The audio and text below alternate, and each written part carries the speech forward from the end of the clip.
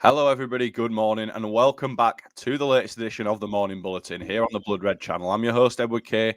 Joining me today once again is Dave Comerford. And there's been plenty of fantastical rumours flying around on social media ever since the start of the window. Obviously, there's been some pretty nutty ones I've seen so far this week. I don't think we're going to delve into the rumoured €200 million bid for Kylian Mbappe, given the fact that we couldn't afford Jude Bellingham.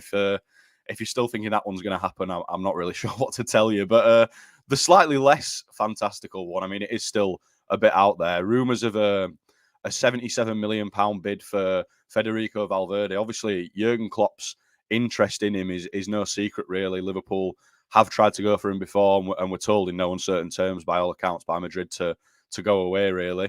Obviously, Madrid have now got in Jude Bellingham. They've got such a embarrassment of riches in midfield. There's a possibility that maybe they might be willing to let a Valverde or a Tchouaméni go. But how much stock do you think we should put into this one, Dave?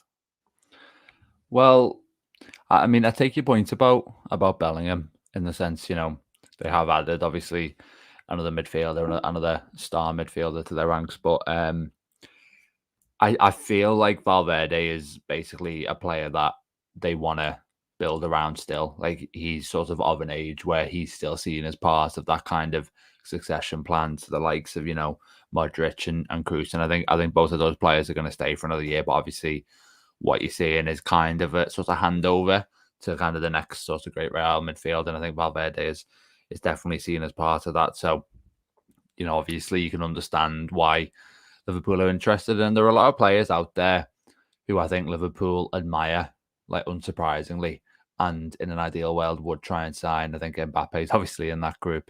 We probably can count Bellingham in there now.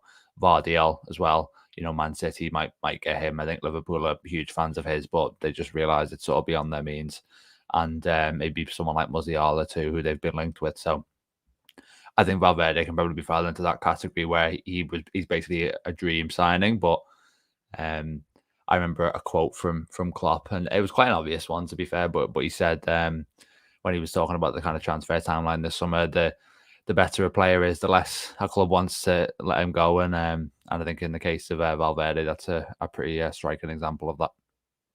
Yeah, I think you're spot on with that last point there. I mean, I think Liverpool are really hampered by, just how perfect of a player he would be in a Jurgen Klopp midfield. I think you look at the engine he's got, he can score goals. He's versatile. He can play along the right as well as in midfield. I think he really would be the ideal addition for Liverpool. And as such, I just don't think Madrid are going to be willing to let him go. And if they were willing to let him go, I think it'd be a price that'd be far too expensive for Liverpool, wouldn't it? Given the extent of the rebuild they've got on this summer. Yeah, and if we look at sort of the Casemiro deal, he obviously goes to Man United. I think it was just under 70 million that they paid.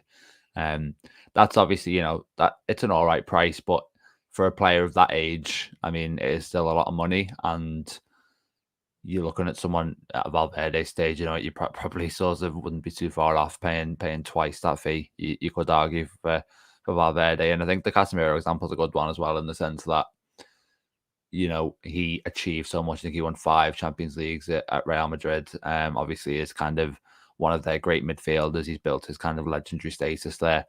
With Valverde, that journey, as much as he has won a lot already, is still kind of in its early stages. And I think with Casemiro, kind of similar to when Liverpool sold Sadio Mane, there was kind of ultimately a desire to keep him, but also a feeling that he's already given so much to this club, and the age he's at, if he wants a new challenge, then that's fair enough, and we'll let him go and seek it. So I think if Liverpool want to sign Valverde, that's probably going to be their best bet, is waiting until sort of the late stage of his career, and whether it's allowed the appeal, then I'm not sure. But certainly what you say in terms of he would be right up there with sort of the best kind of signing Liverpool could make in an ideal world. I think, as you were talking there, I was just thinking about the comparisons people have made between him and Steven Gerrard, and of all sorts of the top midfielders out there in Europe. And now, obviously, Bellingham has a lot of Gerrard traits, but maybe he's the one you look at and say, he's actually the closest in terms of a successor to him. So that would obviously be something as well that would thrill Liverpool fans. But I suppose you just got to kind of accept as a Liverpool fan that it's not necessarily the market that the club can shop in, unfortunately. And there is a sadness and there is a frustration that in this era where Liverpool basically have, Liverpool haven't really been this good, arguably since, the 1980s, that they aren't in a financial position under their current owners to compete for kind of the A-list football and talent. And, maybe you do wonder what might have been, what could have been if they were in those discussions more often.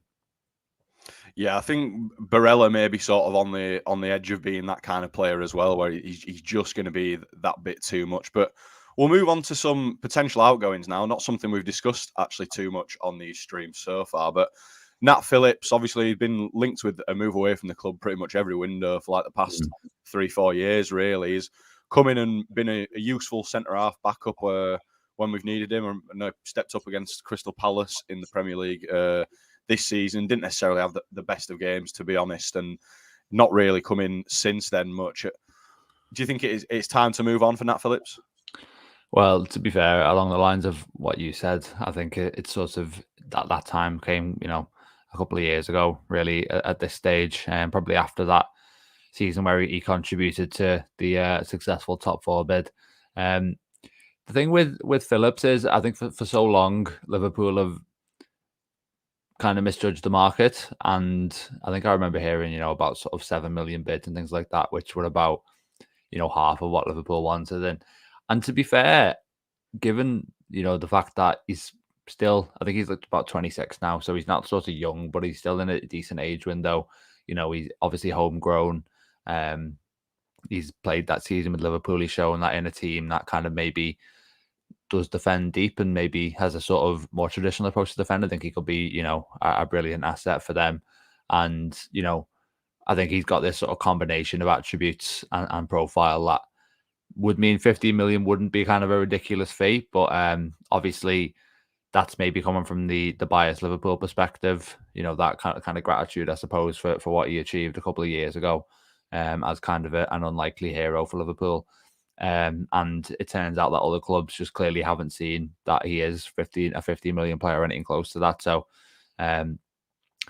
the reports from the Athletic, which obviously is what we're talking about here, said that Phillips is only valued at about 10 million this summer. So I wonder if Liverpool have kind of accepted what I've been talking about there and just thought, you know what, we kind of need to shift this player. It's a good source of money for us. He's not benefiting. Neither of us are really benefiting too much, I suppose, from having him around, although maybe there is kind of a homegrown advantage or something like that. But I think, lowering that price tag could be what sort of gets the deal done. Whether they can get the full 10 or whether they've got to kind of get the best part of it, I'm not sure. But I think the main thing is, having seen these links for so long, you just want to see a deal get done now. You just want to see Liverpool bank the money. And to be fair, you just want to see Phillips actually get to play regular football, because it's never nice to see a player sort of in his kind of arguably his best window of his career, which Phillips is certainly in now. You don't want to see him just playing, one league game, like you said, as he did last season.